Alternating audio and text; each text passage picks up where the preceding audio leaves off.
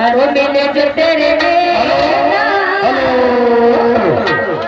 एक सूचना भैया घर के मालिक की तरफ से आई है कि देखो तो लोग तो खड़े होकर नाच देखो हे भैया तू लोग खड़े होकर नाच देखो तो पाछे वाले तो हम लोग डीवीडी चलाओ आप लोग बैठ जाए शांति व्यवस्था आप लोगों के हाथों में है कार्यक्रम जो लोग पीछे बैठे उनको दिख नहीं रहा है इसलिए आप लोग बैठ जाए तो वहां कृपा होगी हाँ बच्चे भैया बैठ जाओ शांति व्यवस्था आप लोगों के हाथों में है जब आप लोग शांति व्यवस्था बनाएंगे तो कार्यक्रम में क्या होगा